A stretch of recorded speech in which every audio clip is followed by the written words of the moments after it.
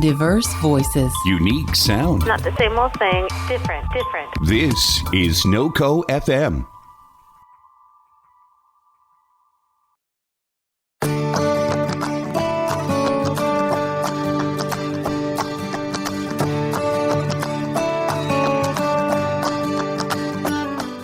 Today, we will be talking with my dear friend, Derrick Coleman Jr., Super Bowl champion and the first legally deaf offensive player in the NFL. He has created the Derrick L. Coleman Jr. No Excuse Foundation, a nonprofit organization that aims to empower, unite, and advocate for people of all ages who are deaf or hard of hearing. He and I actually met on a mission. We were on a mission in India, and we had so much fun on that mission with the Starkey Hearing Foundation. And I just love this guy. I'm super excited to introduce him to my listeners. So, Derrick, welcome to the show. Hey, I appreciate you guys having me. Really great to be here. And as Natalie was talking about, we met on an amazing trip in India. And it was one of those where I saw her, she saw me, we were working, and we just kind of collaborated together. Me seeing somebody helping other fellow hard of hearing people and taking passion in it is something that I wanted to have her in my corner. So appreciate you having me. Yeah, awesome. So I want you to just start. You have a pretty incredible story and your journey. And I'd love for you to just introduce to my listeners, start with, how did you first lose your hearing? Let's start there. So I lost my hearing when I was 3 years old. I was actually born hearing, passed all the tests. And then around the middle 3 years old, my dad actually took me to a barbershop. And Rob is my barber's name. And he was trying to talk to me from behind, cutting my hair. You got the clippers buzzing. And I wasn't responding. And it kind of happened multiple times. So, and as the parent, you never really will catch on to that sometimes, because every time you're talking to your child, you're making them face you or you're facing them. So he mentioned one time, hey, you ever got his hearing checked? And so they went that whole avenue, and they turned out that my either left or right was actually on the way down. Within a year later, my other one, I had bilateral profound hearing loss, and ever since 3-4 years old, I've been wearing hearing aids in both ears at all times. Wow. And for people who are not familiar with hearing loss and audiology, I know, Derrick, you are getting very active on social media, and I think you posted a picture of your audiogram or your hearing evaluation, and he's talking profound hearing loss. So people without hearing aids, if a plane were flying overhead, Derrick wouldn't be able to hear it. There's absolutely no way, because his thresholds were like close to 90 plus, where he's not able to hear anything louder than that with no hearing aids. So for him to be on a podcast and for him to have, really good speech where, even I can understand him, all you listeners are able to understand him, this is a big deal. So, again, talk to me, going through life then with the hearing loss at such a young age, wearing hearing aids, what was it like? How was it working on getting that speech so nice and clear? And, talk to me through some of your schooling as well. Oh, it's a story that I'm happy to tell. So, growing up, after I got diagnosed with hearing loss, got hearing aids, and it actually wasn't as bad as it is now. It actually started being profound, progressive. And so I was actually a mute almost for about a year and a half to my memory. And mainly I didn't really talk to anybody else outside of my family because I just didn't think you understood me or whatever confidence issues I might have had. And I got over that at an early age, really too, because my parents, they took me everywhere with them. The grocery store, work. My dad dropped me off at my grandma's house, who's a hairstylist. And so I'm constantly meeting adults and being forced to say hi. I couldn't be shy. My mom is installing a lot of um, confidence, a lot of quotes, and both of my parents are. Going through school was always a struggle because one, I was always different. I knew that from the start. Growing up, I have older brother and older sister, and since me being the only hard of hearing or deaf person in my entire family, no history of it. It's new to everybody. So um, even my even my brother and sister, they will tell you now they didn't really know what it was. They couldn't really tell you the right way to raise a hard of hearing kid or anything.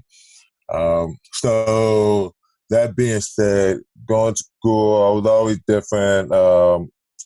Elementary school, my sister was 2 years older than me.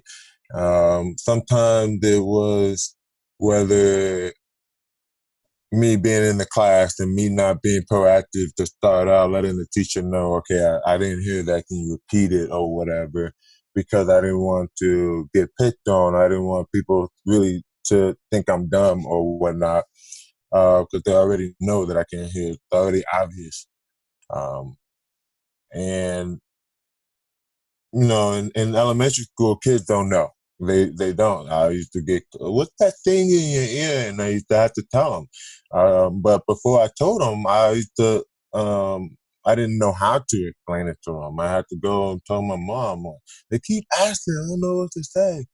So that whole process, all of that struggle, it multiple stories of my sister's friend beating me up, pulling my hearing aids out, throwing them away, throwing them in the park, and then me running home, crossing a couple major busy streets, not being able to hear. And then all of a sudden, my mom is actually mad at me and my sister, but she mad at me because I can't hear. I don't know how to operate without sound. Um, so, um, and one of the reasons why I'm able to talk really well is I actually had to do speech therapy all the way from all grade school all the way up until eighth grade.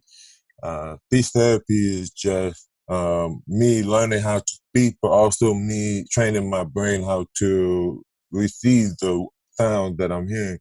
There's a lot of letters in the alphabet that are silent, F, H, T, and if if you don't hear it, you're not expecting to say it. We had to train my brain. There'll be time for my brother beating up on me, and I'm trying to yell stop, stop, stop, but I didn't know how to properly pronounce S, so I was yelling top, top, top. So he kept beating up on me. He's like, yeah, I stay on top, no problem. So, just having fun. It sounds bad now, but it was all just brotherly love, nothing crazy. Um, but just simple things like that. Like I say, oh, I got to go to school, and I say it good now, but before I said, yeah, I got to go to who? They're like, wait, what? So it was a struggle, the process, but it was one that I wanted to do, the one that I was committed to do. I'm very grateful that both of my parents kept pushing me. Um, when most kids get diagnosed at an early age of autism, hearing loss, or whatever, the parents start figuring out, okay, how can we make it easy for them? And my mom being a nurse, my mom, you know, she was more of on the side of how do we send him to special school, learn sign language and everything, or do we try to see if he can do mainstream? And with the special help, the special assistance, whatever I need, because the world is going to keep spinning. It's not going to, people are going to want to help, but it's not going to stop for everything. She wanted me to be able to um, what's the word I'm looking for? Operate in the world without the help of others, be able to be successful. And she did that. And I'm very grateful for it. So that's kind of what I'm out here for. That's kind of what I believe my job is now, to let these kids know, like, hey, I've been through everything you've been through. Because as I said earlier, I grew up with an older brother and older sister, and sometimes I felt like I was the only child. So I want them to understand that what they're going through is not something new. It's not something that you've never been before. But I also want them to come in reality of what's happening. That, you don't like your nose, you're going to get a nose job. You don't like your ears or whatnot, earlobes, you can do what you want. But your hearing, like, there's nothing really you can do about it. But the one thing you can do about it that helps you is wearing hearing aids. So, and a lot of kids, they don't want to. They don't want people seeing that, think, oh, they must be down. They must be that one kid. And nobody wants to be that one person. Right. So I'm here to let everybody know that no matter what, I've been where you are. You should go after your dream. Don't be shy. Be proactive. And just be you. Mm-hmm. That's my slogan. Just be you. Be the best version you can be. You can't be Barack Obama because he's being him. It's not possible. You can't compare yourself to him because you'll never amount to him. You can't compare yourself to me because you'll never amount to him. You can't even compare yourself to your own family member because you could never amount to him. You have to be the best version of yourself. And me being the best version of me not worrying about, okay, that person can hear and he can do that. No, I took my strengths and I ran with it. I didn't let my weakness, which is my hearing, and I made peace with that. I didn't let it stop me. And if I wanted to do something, I found a way. And that is, I feel like it's a very strong, powerful message that when you really, really want something, you'll find a way, no matter what. Yeah.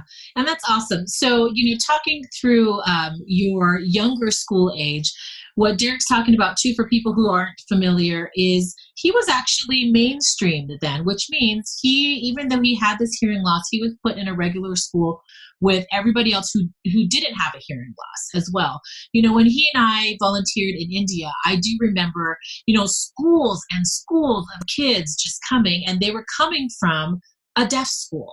And it was so interesting to me because I remember this fact, and I remember talking to Tanny Austin, how appalled I was because these buses of kids would come in and they were shipped off to these schools to live because they thought that they had a hearing loss. Now, we do a little quick test to make sure that they have a hearing loss first. We fit them with hearing aids, but there were times that I found kids that didn't have a hearing loss, but they were sent away to this quote deaf school where they didn't talk to them, and all they did was actually sign. So they became mute. They became where they didn't talk. But here in the U.S., growing up, Derrick was put in a regular school, and with that became some opportunities for him to excel and succeed. But at the same time, you're so inspirational. Like, everything that comes out, what you're pulling out is just so inspirational. If you can capture anybody with what you have to say, that's totally, something that you would do.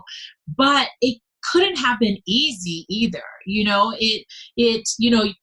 went through your regular mainstream school, right? High school. College, you were a college level player, an athlete, and then professionally. So, along the way, I know there's a lot of in between, but my whole question to you is, how about share some of the things that made you who you are? So I know that you're so inspirational now, but there had to have some things that happened to you besides, your friends, your sister's friends who beat up on you and stole your hearing aids, just on a daily basis that maybe some people didn't even know you went through, to be where you are with, we're going to get to your nonprofit organization, but at the same time, the reason why you built that and what you're doing right now to help everybody else is because of what happened to you. So, throughout your schooling, whether it's high school, college, even professionally too, what were some of the obstacles or the struggles that you had to deal with? A million different things. But at the end of the day, I didn't let none of them really stop me.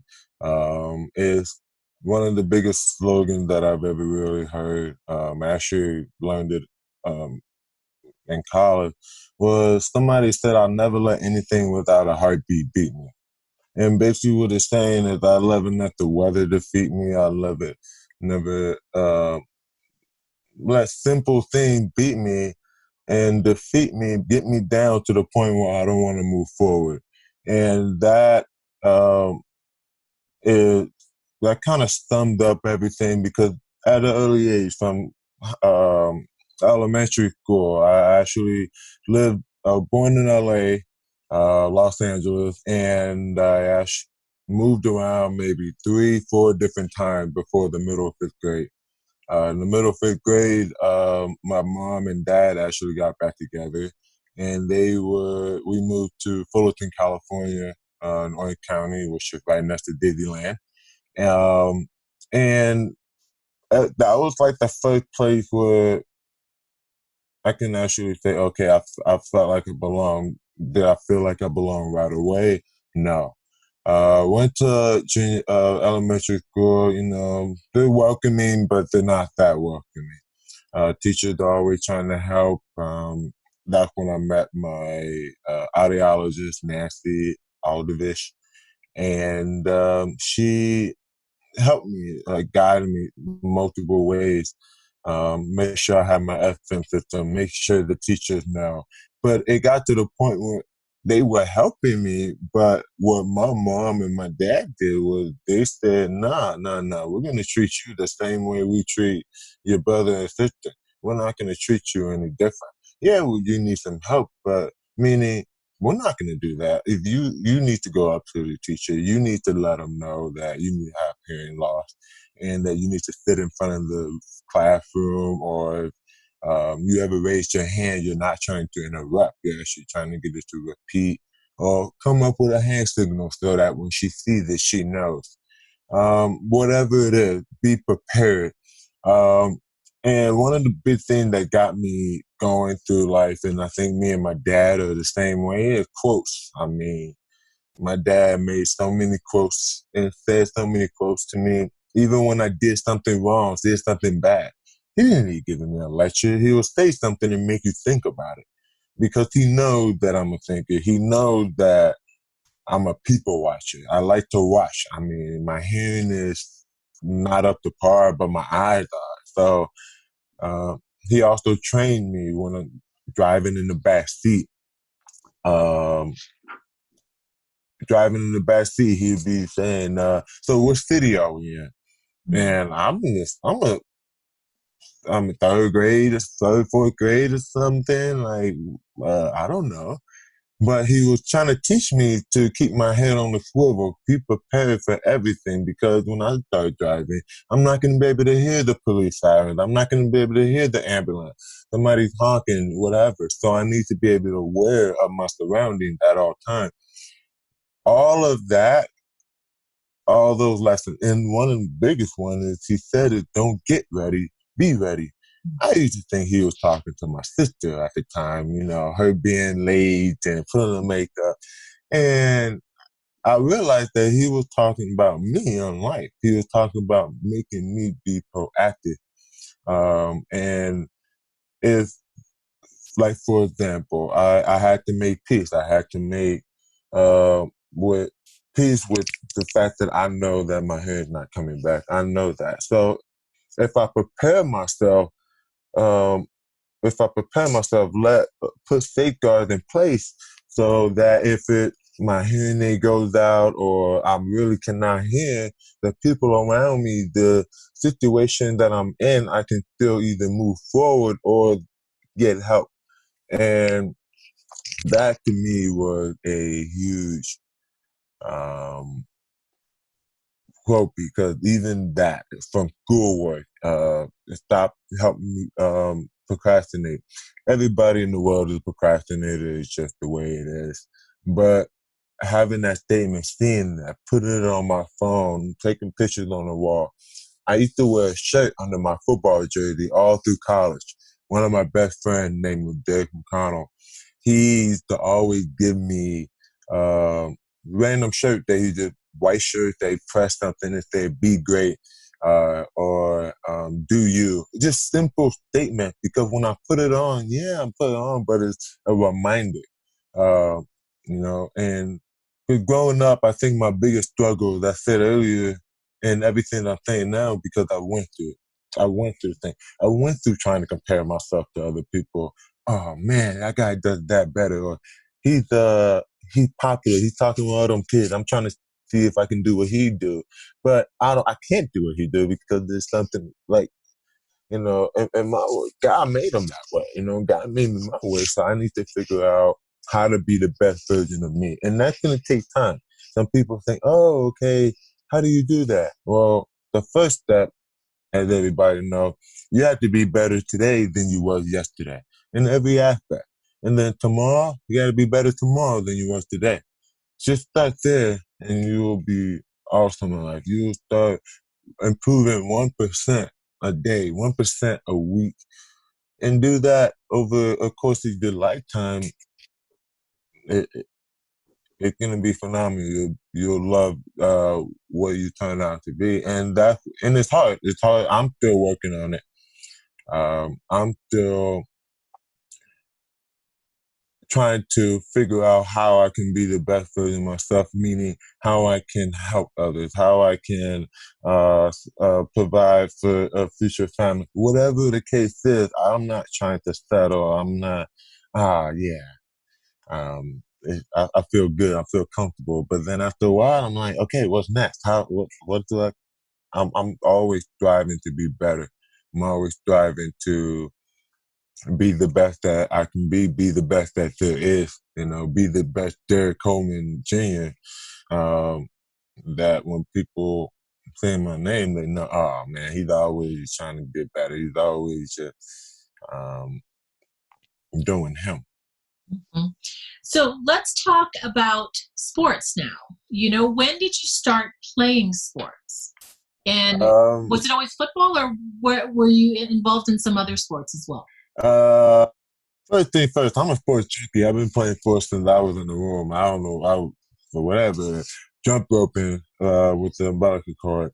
But I actually started. I think the first sport I did maybe been flag football.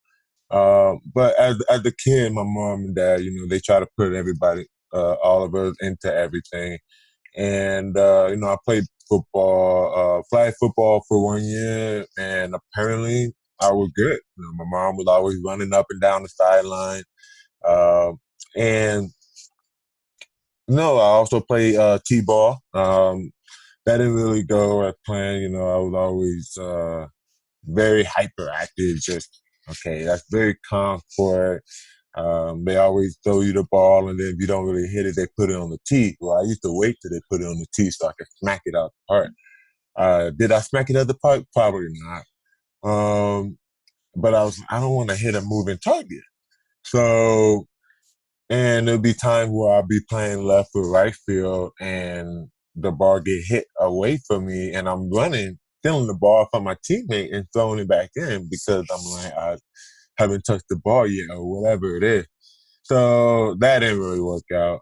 Um, Family's not really a big soccer fan. Played basketball, but the problem for me is I've always, like I said, I'm very hyperactive. I've always been like a tall, bigger guy, not strong until later. So I was always very aggressive. So basketball, which is my first love, even to this day, um, is always been my first love, and I've always just been too aggressive, way too aggressive, fouling out left and right.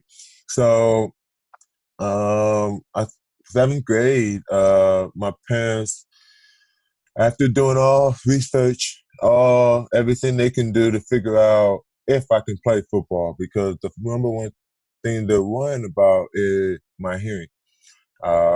Is me getting hit? Will I lose the rest of the hearing that I have? Will it make it worse? All of these different things. Going to get X-rays, MRI, using my mom's connection. As I mentioned, she was a nurse. So there was a million different things that they went through just to even get me to play. Did I want to play? Yes. My oldest sister was a pop on a cheerleader. Used to always go to the practice, see the football guys playing. My brother is 4 years older than me and played a little bit in high school. So always going to games seeing, and I've always wanted to be part of it, but I've never played. I played basketball. My dad tried to get me into tennis. All of these good things, but it's just apparently I was way too physical.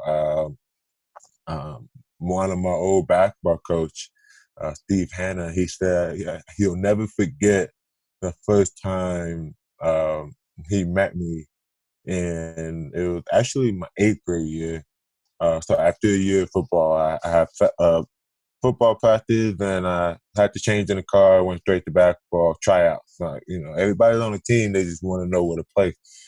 And because I was just so aggressive, tall, skinny guy, I went for a layup, and that thing went over the backboard.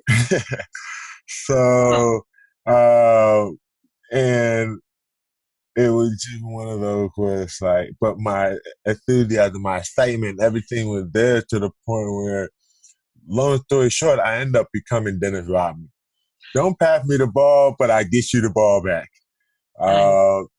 So, yeah, just growing up, just seeing all that, having the quotes, um, you know, having the quotes that deal in my life. Don't get ready, be aware of my surroundings, all of that.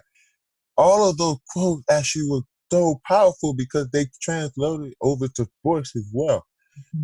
Being aware of my surroundings. I'm a running back. I'm running with the football. All of these people are trying to tackle me and bring me down. But I'm able to see that because I'm already trained at that. There's times where I can't even walk into a building without knowing where the nearest exit is in case an emergency happens or something. Because it's just a habit. It's just, I don't even have to really work at it. And I also want to know, it makes me feel safe. Mm-hmm. I think one of the biggest, another big quote is a fear basically is a double-edged sword because it lets you know, oh yeah, you shouldn't do that. You shouldn't touch that stove. It gets too hot. But also, if you let it cripple you, if you let it do that, you miss out on the unknown. And what cripples you is what you don't know, the unknown. If I've never played golf before, so the first tee shot, national television, or if I'm doing a public speaking event, you don't know what to expect. So you have to practice it. You have to do better. And that's what my dad was saying. Don't get ready. Be ready. It just correlates everywhere. So yeah, got to high school, junior high, and 7th and 8th grade, I was actually a tight end and defensive end. First 2 weeks of football my 7th grade year, I actually told him I wanted to be quarterback. I still have I got a nice arm, I can throw. I thought, okay, quarterbacks, see them on TV, started to shine. But the number one problem was, I didn't want to know what everybody else was doing. No. I already had to figure out what I'm going to do, so it just that's the whole point of the quarterback. So they put me over tight end defensive end. I was always a bigger guy, meaning you have to be 145 pounds to play. But with my age, I was actually supposed to be a junior major. But because I was so big, they had to put me in midget. So I'm dealing with guys that are year, 2 years, been playing for a long time. I was probably the punching bag, the dummy, but I learned in order to stay in shape, I had to run 3 miles, uphill, downhill, back uphill, downhill. And my mom, 3 times a day, with sweatsuit, the whole 9 yards. My diet was salad, probably, maybe add some hot sauce. This was going on for 2 years.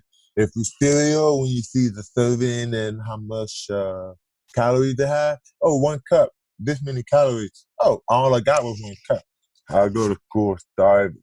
Wow. But it was one of those where I was so dedicated, I'll do anything to do it. It wasn't, oh man, I gotta do that. I wanted to. I knew that, okay, I can't play if I'm too heavy. I gotta lose weight. And a lot of it was water weight. Water weight. I'm just a growing boy. So, all of that, 2 years, just, of course, I snuck in some hot Cheetos and stuff like that at school, all the snacks. Come back, step on a scale. My mom just look at me like, "What you been eating?"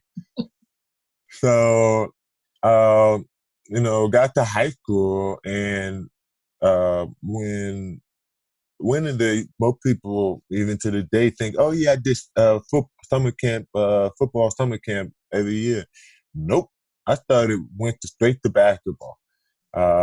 Me and another one of my best friends now, Robbie Beard, we actually played NJB, National Junior Basketball, which is the league in junior high and grade school.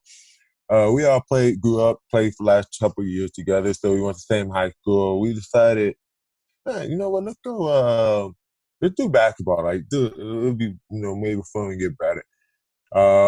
And which is crazy because we're a couple of the 2 out of the 4 or 5 that ended up going and play football in college. Oh, uh, wow. he went to Oregon, and I ended up going to UCLA.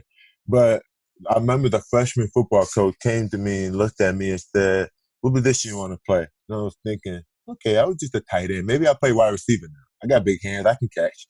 Let me play wide receiver. And he was like, "Nope, you're going to be a fullback." Went home that day, looked online, and the fullback blocked. And I'm like, no! And it just made a build, but it turned out the fullback in the offense that we ran gets the ball majority of the time. Just my presence, the way I'm built and everything, it's perfect for what this offense was. And I didn't go to my high school for sports. The best sport we had at the time was girls basketball, which was winning California state championship. So I actually went there, the rival high school, Fullerton High School, where I was supposed to go to. My sister was actually over there, and I kind of just wanted to do something on my own anyway, and just, I don't know, I was finally finding my place. So went to Troy, and it actually had to take a open enrollment and a Troy Tech test because they actually at the time was ranked number 19 in the nation academically. We had people traveling 45 minutes just to go to school. Wow. And we were a big school, I think maybe 1,800, 2,000 kids. Maybe more, I'm not sure. But it was just academic school. I just wanted to started playing football. All long story short, all 5 of my best friends today were my linemen in high school. Wow.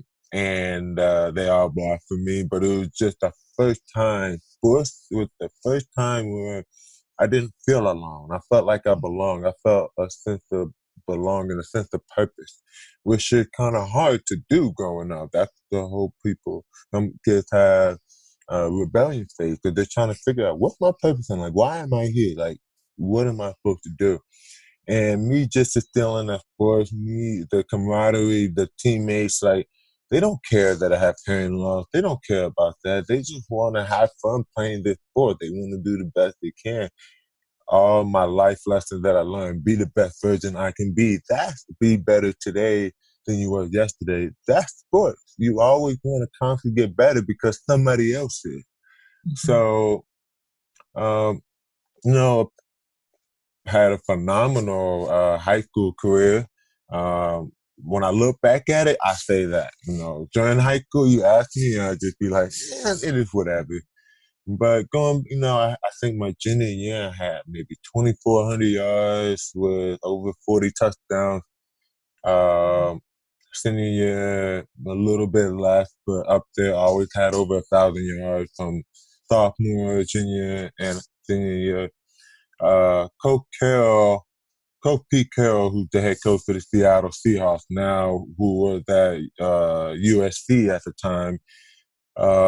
Coach Carroll and Carl Durrell, who's the head coach at UCLA, both showed up at my high school the same day in the spring training after my junior year. It was a great season. But the same day, I was just didn't know they come in nothing. And I saw them and I just turned back around and I was like, do not mess up. Do not trip. Don't do nothing bad. I was talking to myself, so my teammates were looking at me. It was like, why are you talking to yourself? I'm trying to muster some courage. You guys see who's over there? That's Reggie Bush, Matt Leinart, Carson Palmer, coach. And I was the biggest SC fan at the time. So they end up coming, I'm getting recruited, and everybody in their mama thought I was going to go to SC. Even my own mom thought I was going to pick SC. Went on a recruitment visit and everything, and it was just, everything felt right. I chose UCLA because I just felt, one, that I bonded well with the team. I bonded well with the few guys that were there. Mainly they were seniors. I actually never got a chance to play with them. But I knew that, okay, I can do it. I bonded well with the SC guys, but I almost felt like it was elementary school again, where I was on the playground, everybody's out there trying to be cool and stuff, and I'm the weird one that, like, nobody wants to mess with. And I like being weird. I like being me, So I chose UCLA. The alumni network they have, how big, how much they reach. I didn't know what I was going to get into trying to make the league or anything else. I was just excited that college is even an option. I ended up being a first generation college student graduate. My parents ended up going to school eventually later on in life, me in high school and everything. But right out of high school, the whole 9 yards, full ride. That was it was a blessing in disguise, and as a kid growing up, as all kids are going through now, kind of things come and go, and you don't even really know how it is until you're later. And of course, now I am at that later phase where I'm like, wow, okay, that was special. That was really powerful. So got to UCLA, and it was definitely nervous. Every kid's nervous ability. I think my parents' biggest worry wasn't anything really. Was, okay, I did well in high school because I applied to, they installed all the confidence, they installed all the things, the tools that I needed to survive or to be successful in the world. And they know that I was using. My mom called every week, and every other day she'd call and like, hey, how was class, this and that. You talk to the teacher, staying on top of me. And, just me being a kid, like, I got it, Mom, I got it. But that, growing up as a kid, that's why I also have my foundation that we'll talk about, and No Excuses, because it's there. I want these kids to know that I've been through it. I've been through all of the hard times, but I also, all of those times right now as a kid that you hard time, you need to learn from those. You need to cherish those, because that's how I got to how I am. And it's crazy how I look back and I see that, oh, wow, these kids, like, I can give them a guideline. I can give them like a smooth sailing that I didn't have. And, going to college, that was already, that's like big time. I'm by myself, living in the dorm, fortunate enough to have a good family friend. We actually call each other cousins because our parents went to grade school together. Um, know a few people there, but now I'm having to do everything again. I'm having to make new introductions, do everything again. And I'm thinking, oh man, right when I finally got comfortable, all my best friends and everything, now I got to do it again. And I thought I had everything right. My mom installed all the confidence, all those life lessons. But no, now I got to do it again and again and again. But I realized that the more repetitive you do it, what do they say? You do something 21 times, it becomes a habit. So um, so college was a great experience as a team and as an athlete and as a student, because now I'm in class with 300 people.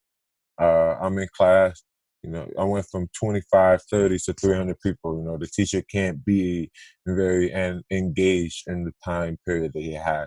And luckily there was UCLA faculty was great, and they always, every time I went to the office hours or talked to them, none of them, not even close, said, "Oh yeah, I won't help you," or anything like that. They all were very helpful, did whatever they could to assist me, which is not always the case. I have a Spanish teacher that didn't even believe in me. I was struggling in Spanish because I barely understand English. You want me to learn a second language, so and I barely understand the way the sound work in one's English and the language I'm trying to speak. So, so even told my mom, was like, I don't think he's gonna pass. Like, you guys can get tutoring, but it's just not gonna happen. And just seeing that, using the motivation. So when I say like the UCLA faculty was amazing, because there wasn't even an ounce of that. They was like, "Oh yeah, look, let me see what I can do for you."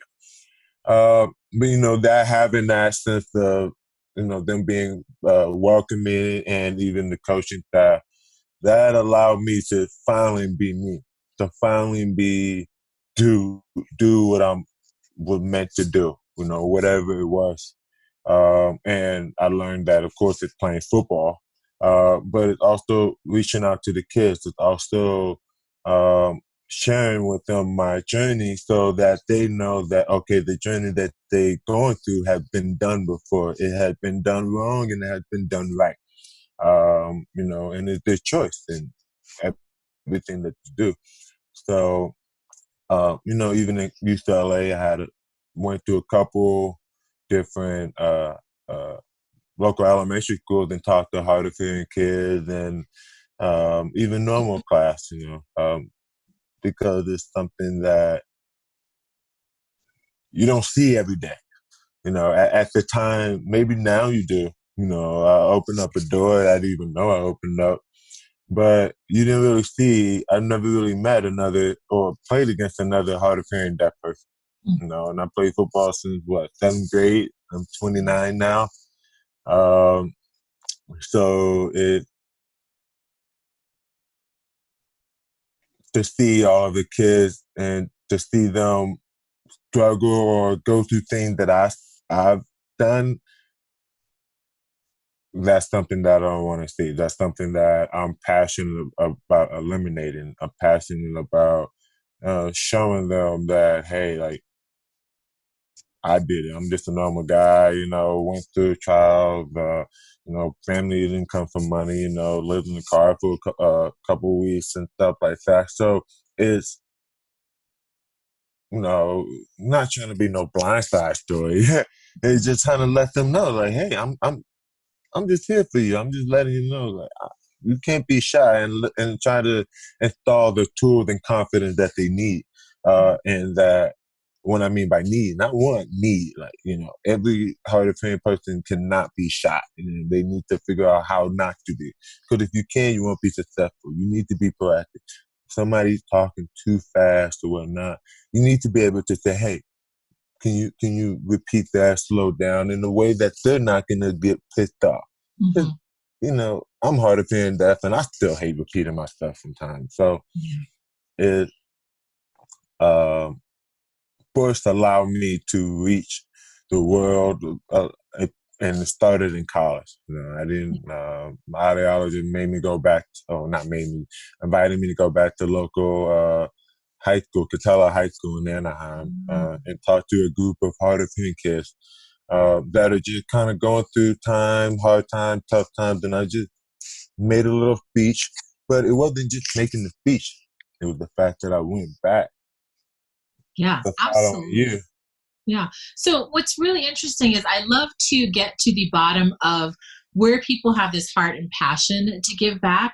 And from just listening to your story, even up to college, there's something that's very special because I think that you had such supportive parents, number one, that weren't going to let you get away with anything and they wanted to treat you exactly like everybody else. But because of that, and because of like your dad and his quotes and making you think, it created something in you. And when you become like a college level player, or for you even a professional level player, there's so many routes that you can take, and a lot of people take the route of it's all about me, like I'm being successful, right?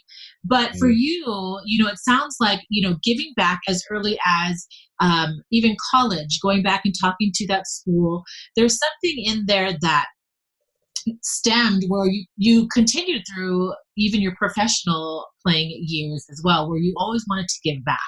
Is there anything besides your parents and besides having these opportunities to go and talk to these kids that may have made you want to give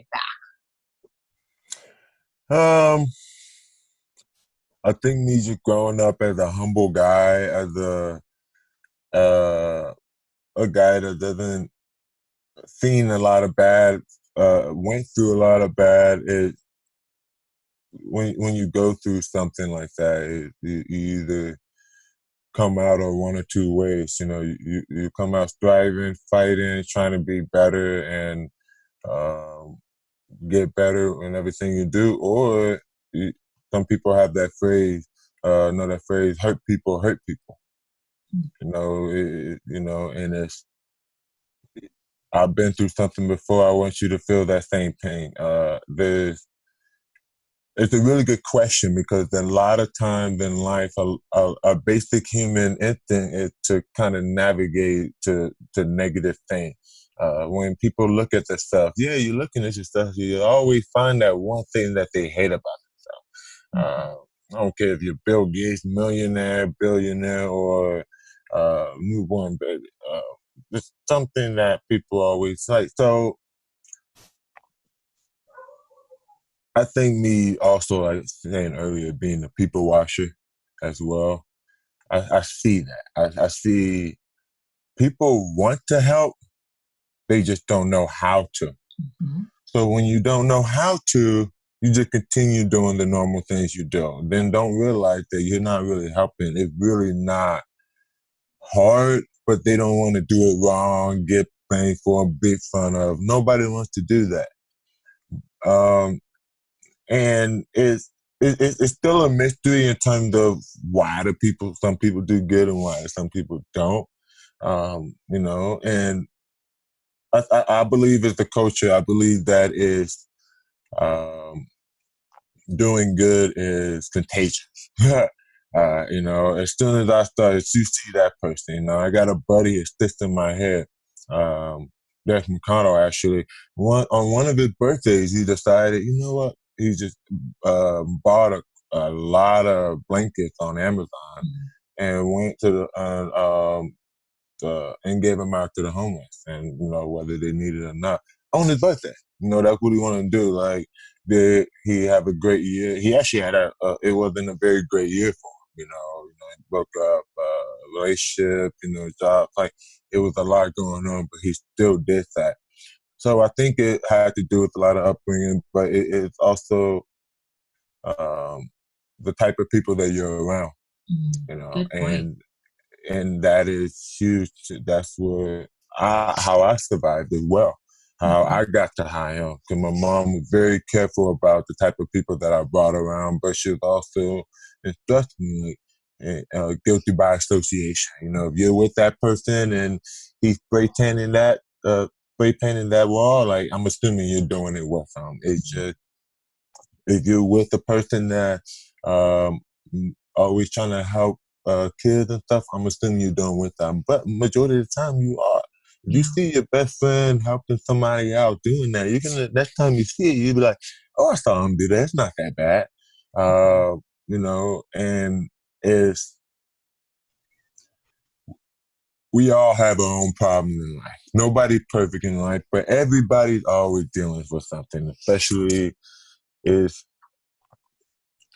I think it's more out there now because of this coronavirus thing. So now we're all fighting the same thing, but then most people starting getting more busy and realizing, wow, there's a lot going on.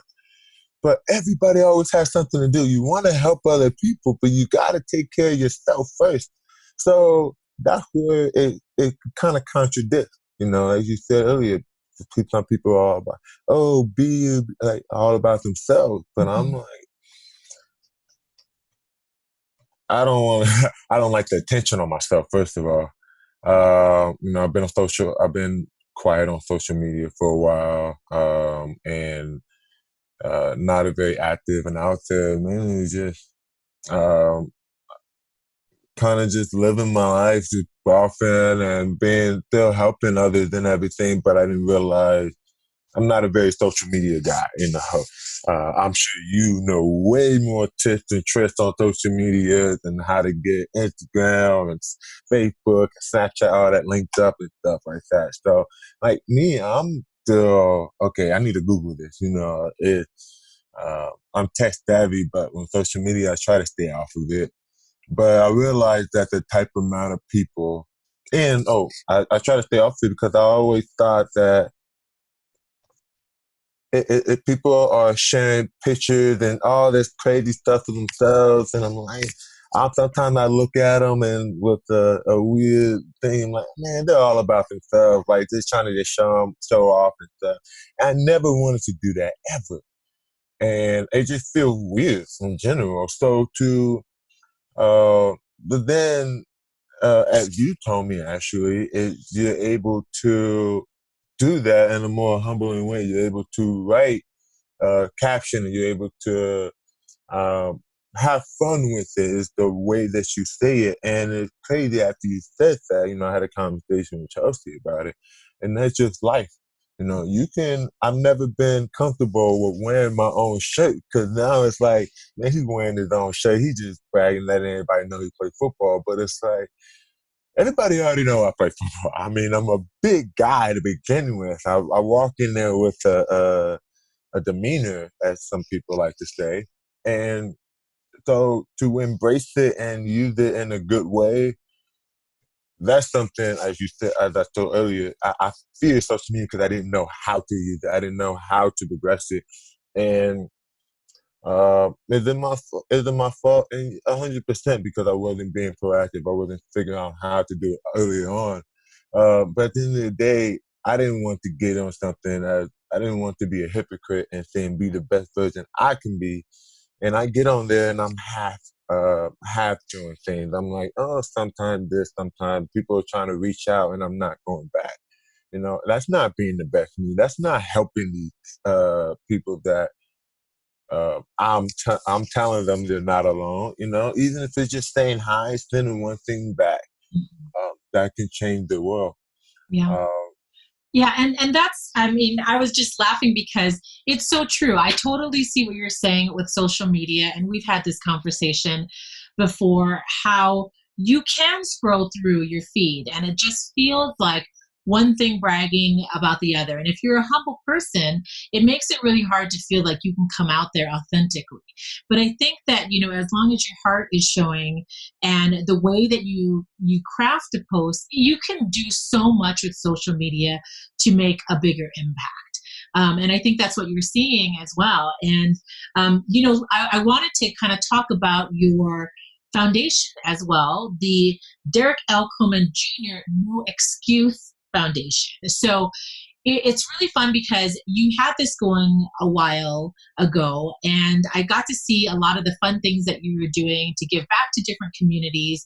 So getting out on social media with this No Excuse Foundation, I think is going to be really cool. And for the listeners, tell us more about what you did with this foundation before, and then I know we had a short hiatus, and tell us what you're looking forward to bringing this back to light. Um, Great question. The No Excuse Foundation was made in 2014 after a powerful Duracell commercial that came out, kind of just describing the path of my life and me overcoming an adversity. And I actually made it for agreed to do the commercial and stuff as long as it went after the hard of hearing and deaf culture, meaning that it was inspiring them, whatever that may be. And they made a whole program ad, and it took off, gave me goosebumps. So it became great, big, and I started realizing we got to the Super Bowl that year, which was great. And I realized even after that, it was something that people were making. It became worldwide because it wasn't just so much on hard attend. It was just overcoming an obstacle, overcoming a barrier, overcoming adversity continuously, not just one time. So, and everybody in the world knows somebody that's going through that, can relate to something like that. So I realized that, okay, me being in this football platform, me having the people putting me on a pedestal and all that, like I need to do something that I've always wanted to do, get back, and I wanted to figure out how can I do that. And as I mentioned earlier, me going back to local high school, then college. Now I wanted, and talking to the kids and making them feel, I wanted to continue doing that. And then it came up to the thing where, how do we what's the name for it? All the different things. And growing up, my dad used to always say, no whining, no complaining, no excuses. Now, no whining, no complaining, we always do that. It's just growing up, that's what we do. But no excuses, I always heard that. I've never really was able to use it, the number one excuse that I can use is my hearing. I can get away with it a lot, but I didn't use it because it's not going to get me anywhere. And so Um, and then I started looking at all the different things that I wanted to do, like advocate for bullying. There's no reason for that to be happening. There's no everybody is different in this world. You have twins that don't even look the same. There's something slightly different even about twins. So, um, and also like all the hard of hearing kids, I wanted them to feel like they belong. Feel nobody wants to go through hard times alone, but nobody also wants to go through good times alone. And then it came down. There's no excuses for that stuff happening. There's no excuses for a deaf person being alone, feeling alone, when there's all these resources, all other kids like him there. There's no excuses for not going after your dream. Things that I did, I didn't make it, so that's where the name ended up coming. There's no excuses for bullying. That shit just shouldn't be done. And bullying comes in all different forms. It's not just kicking somebody upside down, shaking all the quarters out of them. It's, whether it's within social media, it's downgrading somebody because they're different. Like I said, we're all different. That's what makes the world go round. So as we started, our main mission was, advocate for bullying, provide avenues and different routes for people that can't afford hearing aids, do fundraisers, and raise money for uh, uh, the low income that can't afford it. And there were great programs that we were associated with. Starkey Hearing Foundation, they have this Here Now program where if you have a certain amount of people in your household and under a certain amount of income, you qualify for some refurbished hearing aids. I think it's like $250 or low price. And for those that don't know what typical price of hearing aid go for, it's usually About 1,500, 6,000. $3,000 Yeah, to I was gonna say up to $11,000. $6,000 or $7,000. Yeah. There's some out there that are about $11,000. So if typical American family can't afford that, even with insurance and all that, it's just another thing. So to be able to help out, no, I can't raise money and buy everybody hearing aid, but I can definitely help out provide. If there's a story that you want to be told, let it be told.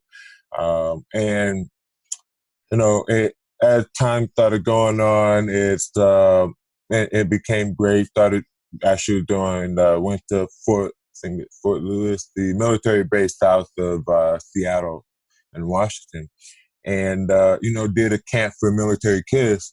All the things they're going through, they kind of go through the same. They're only with one parent. Having to deal with, okay, am I getting? They're going through just having them uh, be all out, having fun and doing what we're doing. Like that's all I'm for, and showing them that anything possible, but also appreciating the military, appreciating everything they're doing. But just doing things like that, raising money for so we can continue doing what we're doing. So as time went on, I think it was following year. I was focused on football, but I was also focused on the foundation, just trying to figure different things out. But it came to the point where I was messing things up in football, on the football side. Fun story, one of my coaches, I actually made a error in a walkthrough. Russell Wilson, quarterback for the Seattle Seahawks, set some formation in the huddle, and I broke. Um, went to my where I thought my spot was, but apparently it wasn't. And now I'm a guy that takes pride. I don't like making mistakes twice. I don't like even making a mistake once. I do extra studying and all of that. It was a simple formation, and I lined up on the wrong side. My coach was like, "Nope, wrong side." I love my coach because he was great, meaning he didn't call you out and everything, but when I got back to the thing, he looked at me and was like, "Hey, you're making another mistake. It might be your last mistake." So ever since that moment, I've been I kind of took a step back from the foundation side. I kind of was like, okay, I need to give everything focused on everything I got. They were drafting people in my position, and I didn't want them to take my position. They're always just trying to make the team better, regardless. So I felt like something had to sacrifice because right now, my studying is sacrifice. Simple things, I'm forgetting that. And you would think, oh, that's typical. Everybody forgets stuff. Well, in the National Football League, in the National Basketball Association, when hockey, you can't afford to make mistakes. That's why they pay you. That's why they do the due diligence and recruitment, because they want the best of the best. They don't want any doubt that you're going to go out there and do what they want or better. So I kind of took, the great thing was my mom and my agent were uh, took care of everything. People were emailing foundation, sending to my mom, and anytime it was like a sensitive, like a kid wanted to have time, my mom, oh, take a little video, send it to him, and she basically kind of became a manager,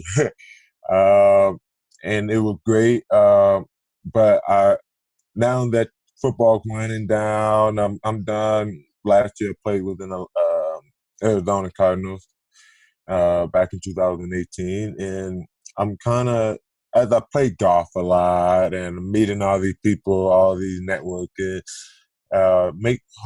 working on this transition, I realized that one, I have time. I got to do with my foundation. I can't be excused. I got to get back in there. But two, I realized that, as you mentioned earlier, people wanted to help. I'm telling them my story. I'm telling, oh yeah, you're a football player. Then all of a sudden they go home, Google me. Next time I see them, they're like, man, that commercial, man, that was crazy. Like, it's telling stories, get to know. They're like, man, like, how can I help, man? Like, anything, what can I do? And it just keep going on and on and on. And I'm like, oh yeah, I'm gonna get back. But I kept procrastinating that. And then I was like, all right, you know what? When this whole coronavirus thing, then I was like, yeah, I really have no excuse. I need to. And I actually back in January, I went to UCLA Live School. And I met with a kid named Diego Anderson. He was actually introduced to me. The principal of the UCLA Live School actually knows my dad from growing up, same neighborhood. And she said that there was a kid, Diego, that was just a hard of hearing, lost it later on in life, just kind of having a hard time adjusting, having a hard time fitting that. And me just being a UCLA alumni, I was like, UCLA? Great. No question there. I have a question. What's the life school?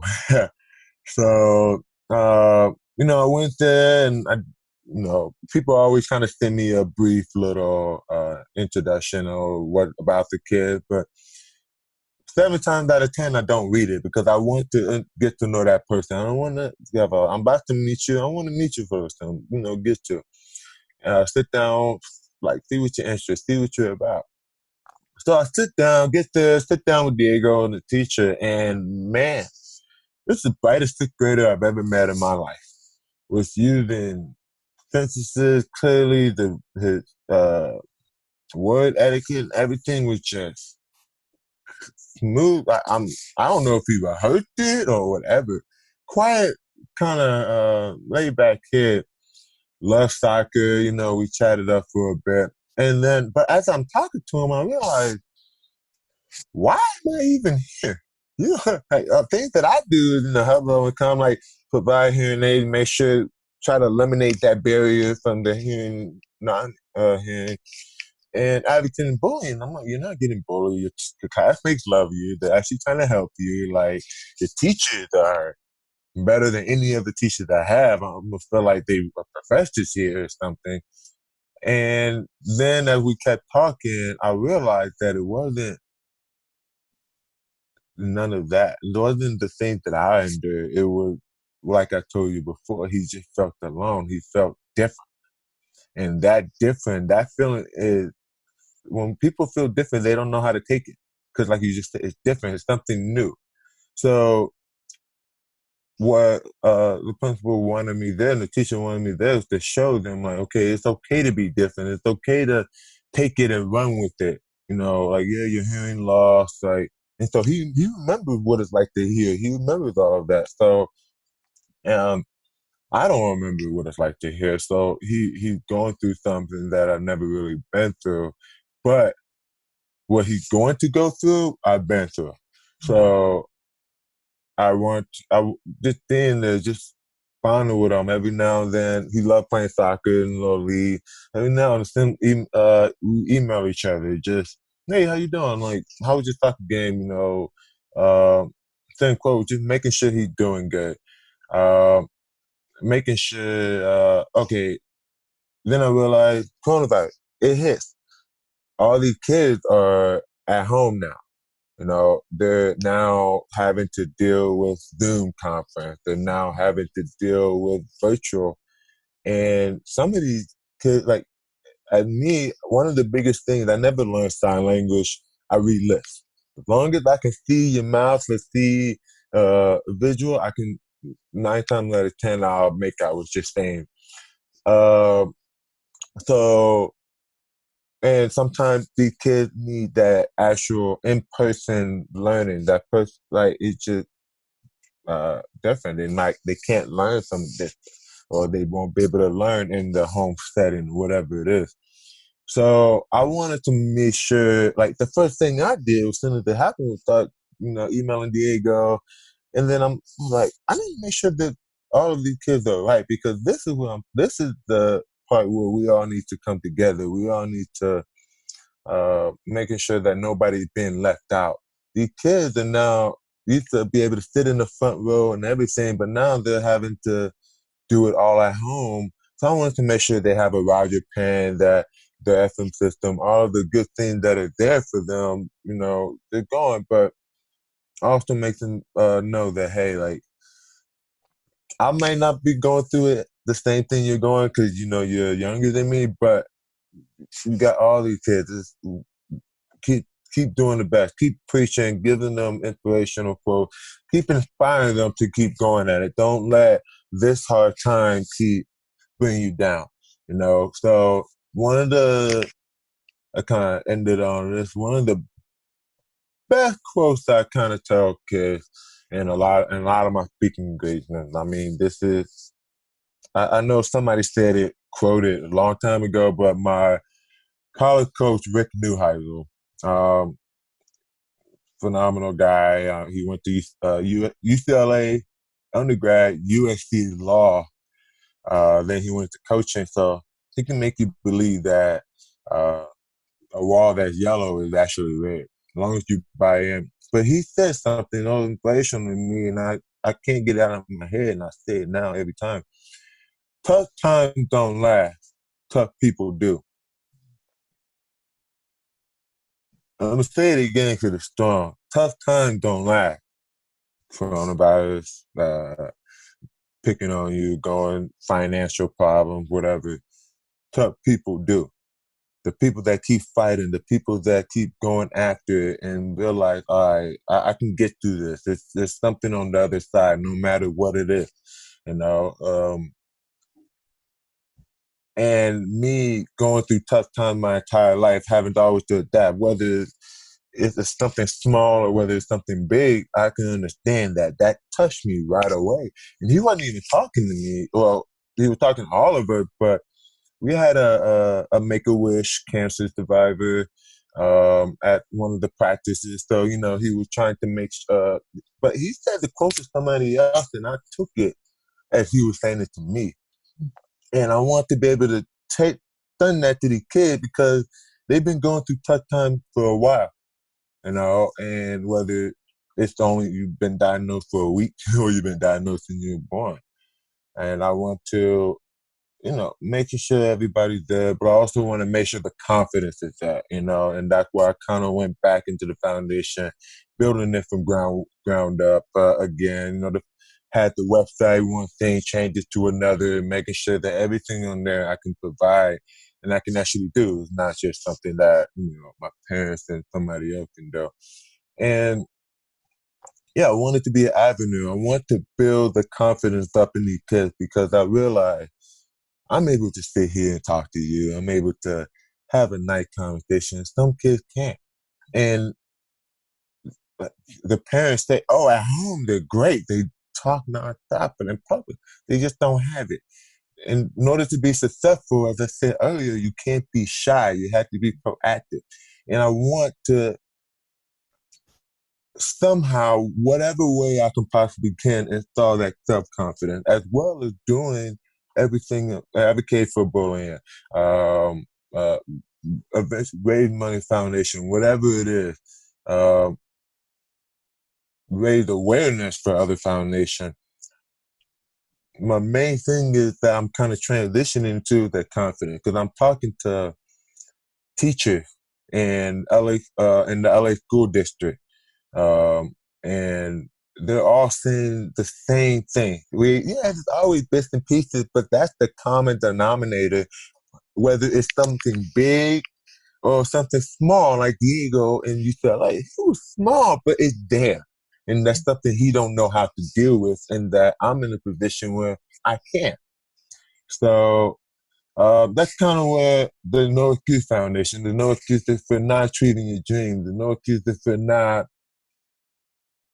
going after what you really want, and I say that because if you think back to when you were a kid, when you really, really wanted something, you really wanted that doll, you really wanted that PlayStation, you really wanted 20 more minutes or whatever, you begged your parents, but you also did hey, can I take out the trash? Do I need to do anything else? Do the homework? They do everything right. You make sure that they don't have any reason to say no.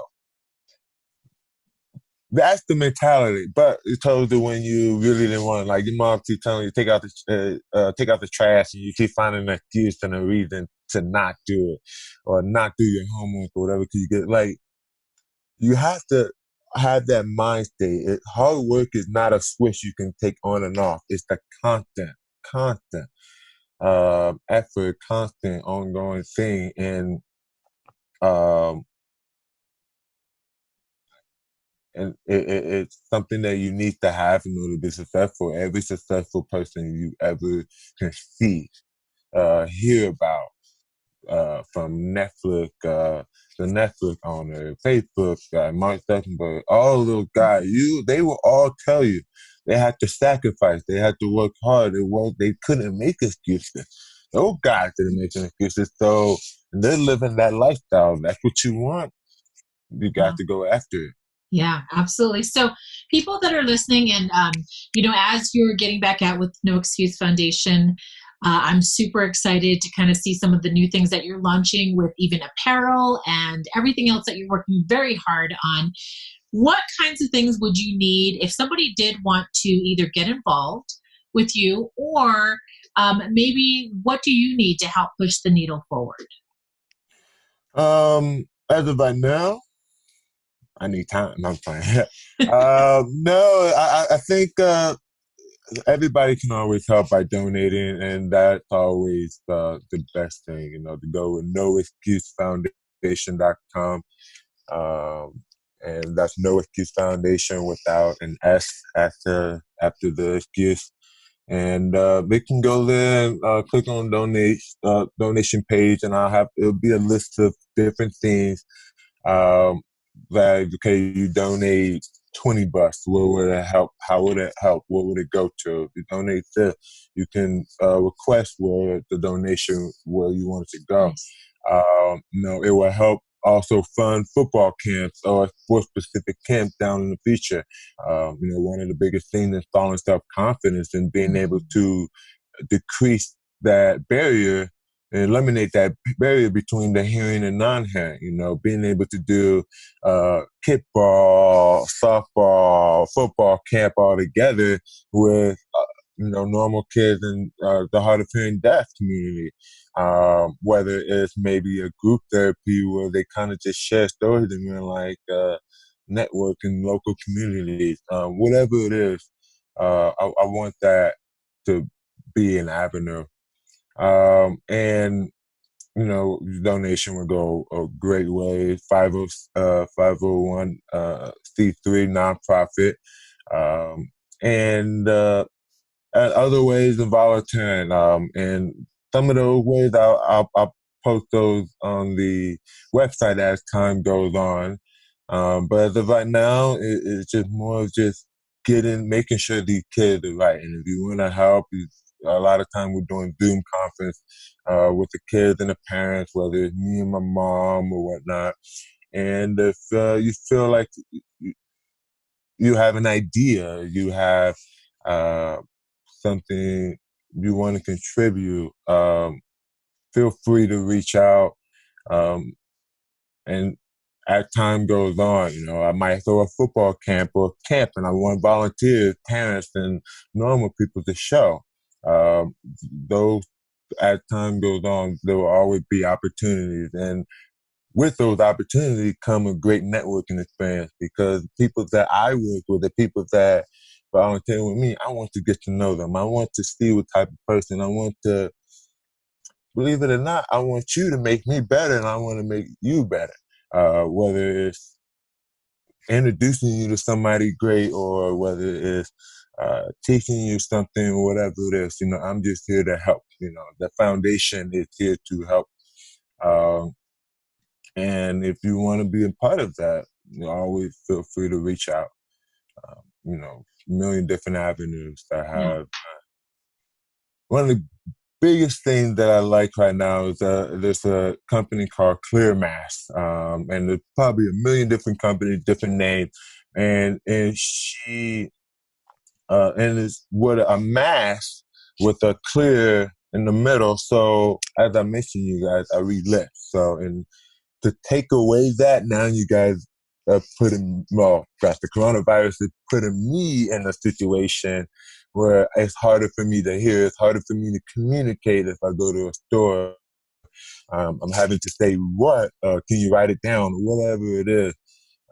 I'm happy to say it. Don't feel bad about it, but does getting frustrated. So to be able to, she actually tried to link up with me a while ago when I was in Arizona, but me being so focused, I didn't do it. But I reached back out to her and I said, how can I help you? Because this is something that we need to push out. With this, everything that's going on, your company will be great. And the idea that you have behind this, if more people can do it, make them, that will help me. But that won't just help me. That will help tons of family members and friends that have hard of hearing or deaf person that they're talking to, communicating. You got brothers and sisters that are going in public, take care of your little brother, but he can't hear you well because you have a mask on.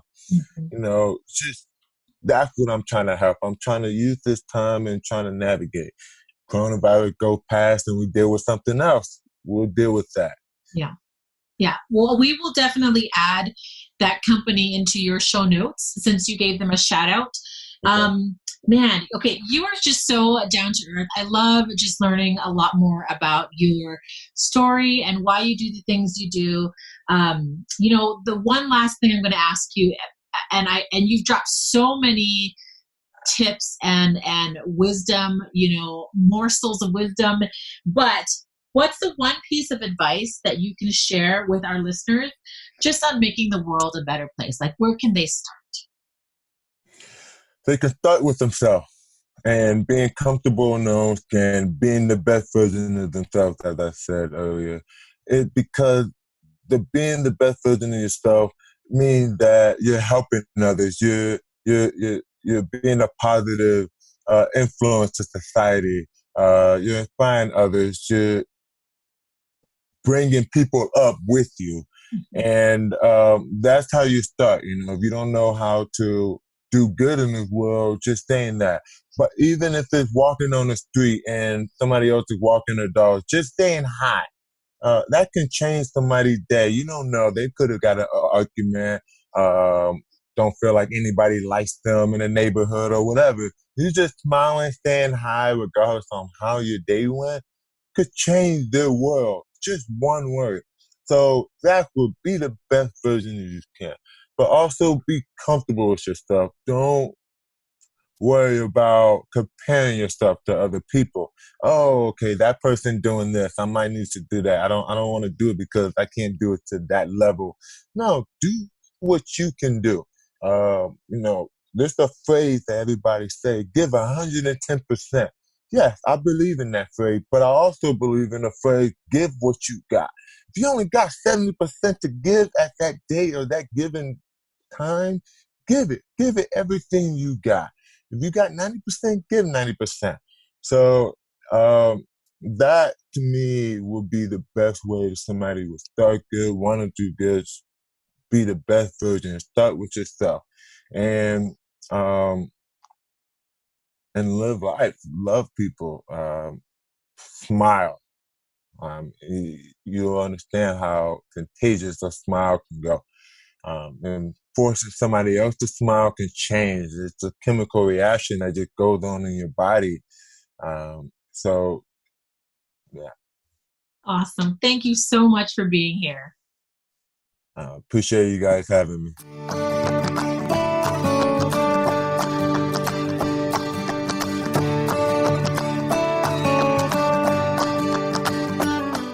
Thank you so much for tuning in to Connecting a Better World, and thank you, NOCO FM, for supporting this show. If you haven't heard, NOCO FM is dedicated to bring diverse voices and spotlighting a unique culture to Fort Collins and beyond. For more information, please visit www.noco.fm.